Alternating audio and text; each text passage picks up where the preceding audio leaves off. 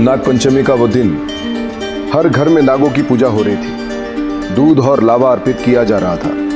पर सर्वेश, एक युवा जो इन सब पर हंसता था, दोस्तों के सामने उसने अकड़ कर ऐलान किया, ये सब बस डर है और कुछ नहीं। शाम ढलते ही गांव के लोग अपने अपने घरों को लौट गए। सर्वेश ने जानबूझकर आंगन में बनी नाग की सुंदर रंगोली पर पैर रख दिया और उसे मिटा दिया। एक अजीब सी डरावनी खामोशी गांव पर छा गई, जैसे प्रकृति ने उसकी धृष्टता को महसूस कर लिया हो। रात गहरी हुई और सर्वेश अपने बिस्तर पर लेटा था, पर नींद कोसों दूर थी। उसे लगा जैसे कोई उसे देख रहा है। तभी कमरे के एक कोने से एक धीमी सरसराहट की आवाज सुनाई दी, जैसे कोई भारी चीज जमीन पर घिसट रही हो। उसका दिल तेजी से धड़कने लगा, माथे पर पसीना आ गया। डर के मारे उसने धीरे से आंखें खोली।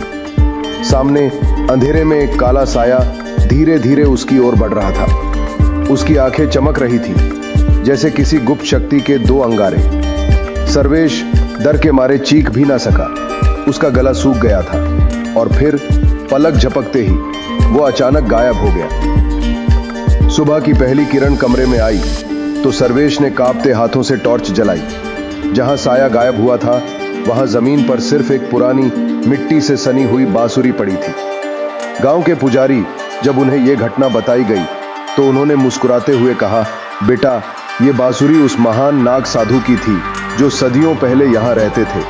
प्रकृति और उसकी शक्तियों का हमेशा सम्मान करो, क्योंकि उनका क्रोध कभी कभी अदृश्य रूप में भी होता है। सर्वेश ने उस दिन नाग पंचमी का असली और गहरा महत्व समझा।